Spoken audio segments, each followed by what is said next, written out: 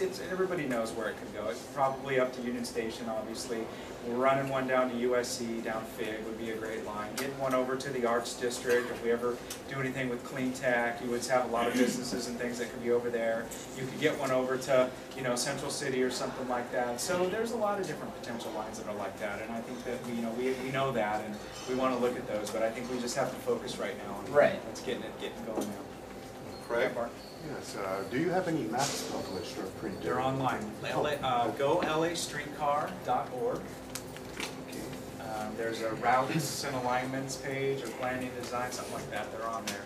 You can see them all there and see all the different iterations, and email me and tell me how horrible you think they are. And talk about how you could do 2 loops because you have to have the connector. It's too complicated. Andrew is next, and then John Lowy.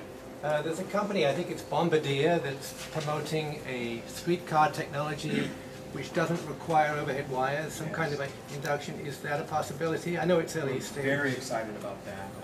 Obviously, the wires are an issue, right? Yeah. The problem is we don't know if, and we like those guys, and we're in contact with them. There's 2 issues. We don't know what the cost increase is going to be. So again, you have to make a decision at some point as stakeholders in the city. It's going to be more money. Well, so, they claim it's less, I think. But yeah, I don't know if that's necessarily the case. And the second thing, but probably the more important thing is reliability. You know, they're new, and so do you want to be the guinea pig and have streetcars that are breaking down all over the city, and you get a black eye? It's tough. So we just don't know. I mean, it's something we're looking at, and we're very excited about it. We love to do that, but it has to be right, and it has to be cost. There's actually some hybrids coming out too, where they have batteries where they can go a short distance at a time without the overhead catenary if you need to. Like in Glendale or the Harvard one. John? Yeah, what's the next round of federal funding? When is that going to take place? And what's the federal local split in Portland and Seattle, and how does that compare to what you anticipated being here in Portland? So we don't know exactly when the next federal round of funding is, going to come out. What is the definition of round? There's different rounds. It's a little bit ambiguous. The one thing I can tell you is what I touched on at the beginning is the Obama administration is very pro-transit.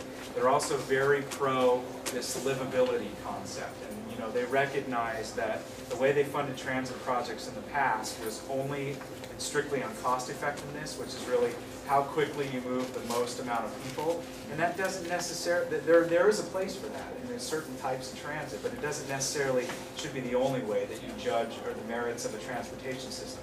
They're quickly changing their tune on that, and they are doing things like rewriting the rules right now for the New Starts and the Small Starts program. They are carving out other pieces of this, like this urban circulator that we applied for, which has some exempt status where your typical long time frame issues to get through the process. So, like I said, we don't know exactly when they're coming, but we know there's more, and we're confident they're going to be within the time frame of how we're doing our things. The other systems had anywhere from 50% to 30 or 20% of federal funding. But I take that back because Portland just had, like, I think it was up to 60–70% of their line, $75 million they got from the Small Starts process for their extension line. So they got a significant portion from the federal government, largely because of Earl Blumenauer, Congressman Earl Blumenauer, who is a huge transportation and streetcar advocate, who is helping the federal government recognize how they could change the scoring metrics so that streetcars can compete. And obviously, the more local commitment you get in terms of funding, the better your chances. That's right. So the more, when you go to the federal government and say, we've got the higher amount you have, and the more real it is, you become more attractive. Right? And this is included in Metro's long-range plan, even though it's unfunded. Yeah. Oh, okay. Yeah, so it's in the long-range transportation plan, which is a key component for the federal government. You have to be in that in order to be credible in their eyes as well. Stephen Box. 2 questions. First one is, how late would you plan on running it in the evening? 7 p.m. And the second, second part is, what can transit advocates do to support your project? So I think that the time that it would run, again, I hate to be I'm such an attorney tonight, it depends, right? But it really does depend. It depends on what the funding is and how long or how much money we have to support ongoing operations, because that all costs money. But given what other cities are doing, and what I think the purpose of the streetcar is that it would run a significant portion of the day, perhaps even as much as 22, 23 hours. I mean, if you stopped it at 6 or 7 or even 8 o'clock at night, you'd be doing downtown a disservice. We need to have the streetcar running at 11, 12, and even 1 or 2 when the bars close, because people got to get around. They don't need to be driving around in their cars. We need the streetcar running so it activates the streets. It's providing eyeballs and safety and security. So that, I mean, that's a priority. I can't promise you it'll be 24, and I can't, you know, promise it'll even be, you know, 23. But it's going to run late. Yeah, we're going to fight hard for that. It doesn't make sense. It doesn't make sense to do it if you don't. The Yeah, other second thing that question. people forget about is, imagine now all the parking structures and the parking lots downtown being integrated along the streetscape line. So it's no big deal for you to park in a parking lot, get on the streetcar, and 4 minutes away, which is just 3 stops away, you get off at the $1 Million Theater or, you know, the Orpheum, and then that becomes part of your experience.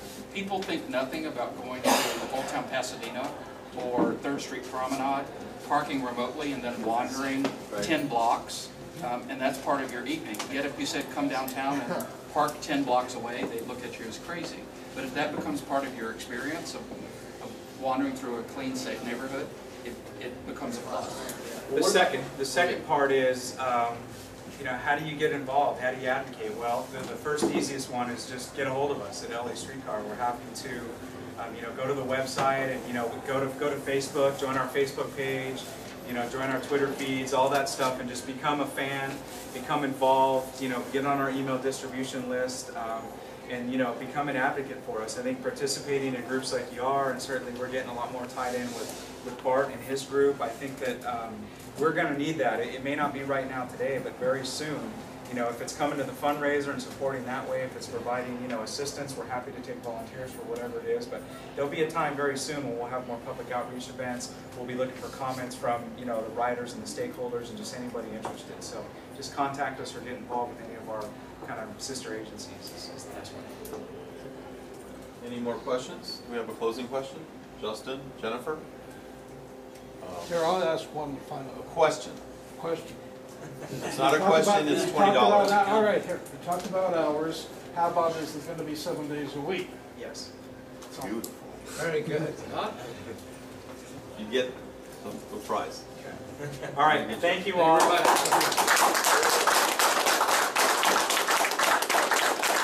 Email me, get a hold of Bart, anybody, you know, all that kind of stuff. We're happy to answer questions and get you involved. And I look forward to you all coming and riding our streetcar 4 to 5 years from now. Well, I thank everybody. We're going to do the meeting, part of the meeting right now. If anybody is going to